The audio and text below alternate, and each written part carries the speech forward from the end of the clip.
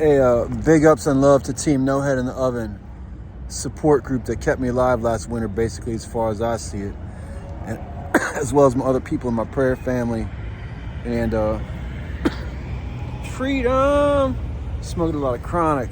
The big ups to them people up there, them fail sharp skinheads up there in Canada, around the world, all that love. Skinheads against racial prejudice, SHARP, sharp. Skinheads against racial prejudice. That's for them big rude motherfuckers. I'm a Rudy myself. DC hardcore Rudy, hardcore worldwide. Skateboards. A lot of people talk about dumb shit. Skateboards saved my life. I saw that in an album too. Heard on an album myself. Here's Dickhead who yells weird shit. And a t-shirt when it's fucking cold out. His stupid ass. He takes shits over there. And I sent footage to the cops. They don't care. But they don't care too much about me smoking weed in a federal park neither. So I'm either dumb or I'm free dumb. Or freedom. Free dumb people. The rest will follow. And they're over there having a thing about Gaza and the whole Israel-Palestine issue, which you got to recall. You have to recall Israel never existed until after World War II. Israel's not a country from the Bible. Israel's another name for Jacob, who is a son of Abraham, Isaac and Jacob, and Jacob's other name is Israel. So it wasn't never a country. And so a lot of people need to actually do their religious practices before they fucking spout dumb shit. So, and I say, what would Jesus do? Jesus would feed all those people there. Rather than make it another fucking Dead Sea, if you get what I'm saying, Jesus would feed those people. And he'd feed all those people in Palestine. And he'd have to tell the Israeli people, stop encroaching, bro. You already took all our good spots. You already took all the wells we dug and all the good land. And all the work we've done for thousands of years on this property, where we've lived for thousands of years and thousands of years traditionally. You know those stories about the tribes and the water coming out of the rock and every tribe knew their place? The Palestinian people, those stories, the Palestinians, that's where their rock, the water coming from the rock, from that area is for the Palestinians, for their tribe. The invented people of modern Judaism and Israel is fake. And they use the mass murder. It's rats. Get out of here. Ah, you little fuckers. They're jumping around here. The mass murderer. Mass murder of World War II to justify mass murder of Palestinians. Fuck you. Stop sending money for fucking war. Help America people here first, but help motherfuckers feed them. It's better for the world to feed those people. You know what? You want to give away $14 billion for war? Give it to me. I'll start a fucking war. And I'll finish it. If you give me $14 billion. Or if you give me $15 billion, I can provide 8 million halal meals a day. Military ready-to-eat meals. Halal at $5 a piece. 8 million meals a day. Is $15 billion. 8 million times $5 is 40 million a day. 10 days is 400 million. 100 days is 4 billion. 300 days is 12 billion. So 15 billion is about 1 year of feeding all those people there who need help.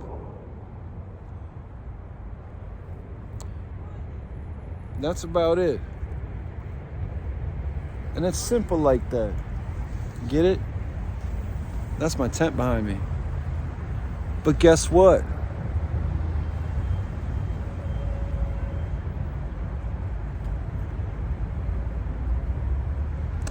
If all you do is complain or rally for one side or justify anything having to do with increasing our supposedly $33.7 trillion budget, according to the Peter G. Peterson Foundation signs here in Washington, D.C., around the White House area, the GW, George Washington University campus area, in different areas in the city, then that means we're all in debt. Over $100,000 each in the United States of America from birth until death. Everyone alive owes that much money. How am I $100,000 in debt? That police officer in that truck is $100,000 in debt. Everybody in this tent is $100,000 in debt. Everyone in that rally is $100,000 in debt. Everyone doing security here, the other police, the cars, people driving by are all $100,000 in debt. Meantime, we let immigrants start businesses here and not have to pay business taxes for 5 years. And then after those 5 years, they just give the business to a family member, basically, and keep the non-taxable business going with the new immigrant family. Now, that's nice until you fucking start a slave fucking thing where you're like, hey, we'll take 300 of your refugees from whatever country you're from, and then we open 3 hotels in the community, a factory, or some other such thing where they needed about 200 laborers. Then the other 30 staff the new McDonald's and the hotels. And there you have some people who do your labor in your city, do your factory work, who serve you in your hotels and your fast food restaurants, and you can write a news story about it, how you just invited 300 refugees from this weird country to your town. And guess what? You're the featured story on USA Today and Good Morning America. What they don't talk about is that 200 other towns in the United States did the same thing. And then you realize it's that same old thing like they did to my relatives about 120 years ago or whatever, 125 years ago, 130 years ago, 135 years ago, right around 1888 or no, right around 1890, somewhere in that area, about 130 some years ago, 135 years ago. They said, hey, the streets are paved with fucking gold. There's plenty of opportunity here. You can get by, do whatever you want. Motherfuckers came here and were putting in factories and digging in coal mines and shit. And then on the one hand, it's a opportunity to have a house and a family and all this great shit. And then they fucking take cigarettes to the schoolyards in the 1930s and hand it out to kids in the schoolyards. Men with suits would hand out cigarettes to kids in recess. That's fucking true.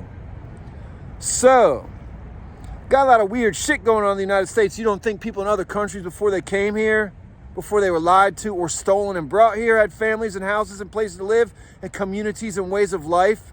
So now we're talking about bringing people to a land where they say there's opportunity and there's not that much really, where most work these days doesn't even pay your rent or your bills fully or for you to eat healthy, let alone have a family where they're fed healthy, where your fucking leaders here lie to us and sign contracts to put us all in debt.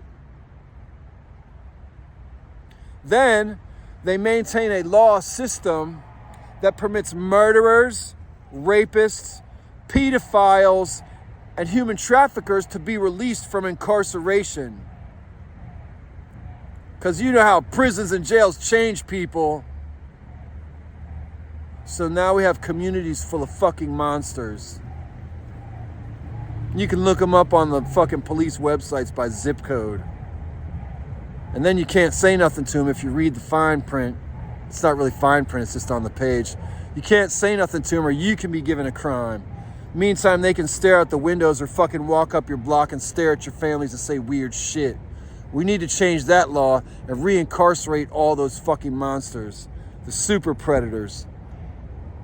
And I don't really believe in incarceration until life, because you could die tomorrow, you could die in 30 years. That's fucking cruel. I don't believe in isolation tactics either, putting people in isolation in the dark or in the light while incarcerated by law enforcement or by other forces in the planet. Evil shit. So hey, how about this? Next time y'all want to give away billions of dollars, US government, I'll start a fucking war. Give me the money. I'll start a war with art and with prayer if you give me $14 billion. And I won't be like Donald Trump and say I'll shoot somebody on the streets of New York and still get elected. And it won't be Joe Biden and say I'm going to give Donald Trump a good shellacking behind the woodshed. And then during the fucking debates, he couldn't even look Donald Trump in the eye during the fucking debates. And when they say vote, and then they say choose the lesser of two evils, and they start telling you that as a child, when you're intelligent enough to think, as all children are at a very young age, and you ask a simple ass question and you get shushed because you just scolded the entire United States government on a simple basic thing. Maybe it's simple not be giving time at public schools to brush your teeth after lunch. You grow up until you go to school, brush your teeth after every meal, then after lunch in public school, you don't get to brush your teeth. Not to mention, half of your food is all bread products and filled with sugar and chemicals. Public school lunch. So as a little kid, you're lied to, and if you question it, you're hushed. And then when you start asking about government and politics, people say, vote for the lesser of two evils. It's okay. And you go, what? And then if you really fucking think about it, you can't really think about it, and you have to not really want to participate, or you have to want to change it. Because voting for the lesser of two evils, if you have a family or people you care about or a future you hope for, or you have friends or people you care about or love for a future for them or their kids, then you cannot fucking settle for what we have now when we're voting for the lesser of two evils at the presidential and national legislature levels.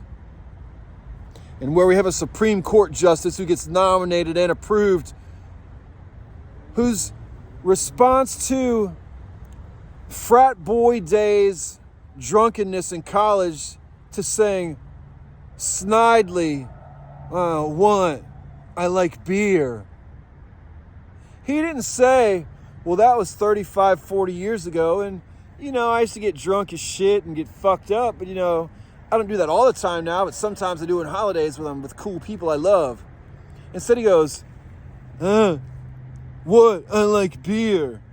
Like he's trying to be like, what are you trying to say?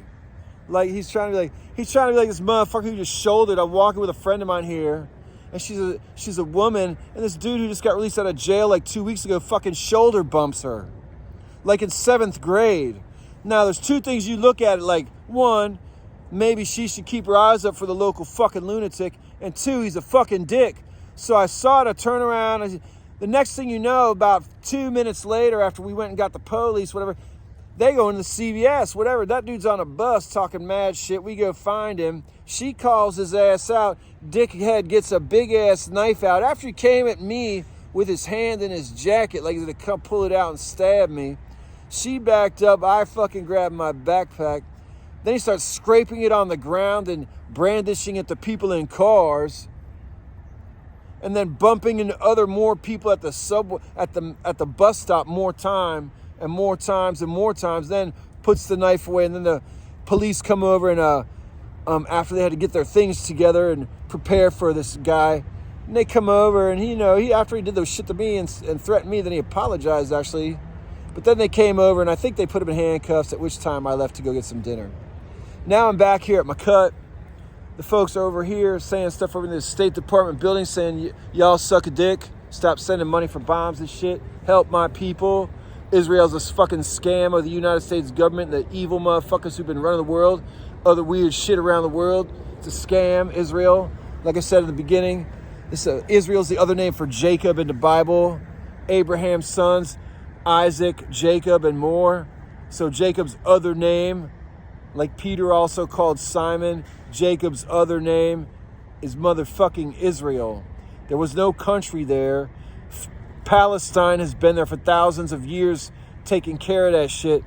Here come these motherfuckers who claim all this weird shit, and they're backed by a lot of fucking dollars and military power coming straight from the U.S. of fucking A. So from Popovul, the people of the Quetzalcoatl, sacerdotes de la mesa, y hermanos del piso sucio, oi, oi, oi, all love.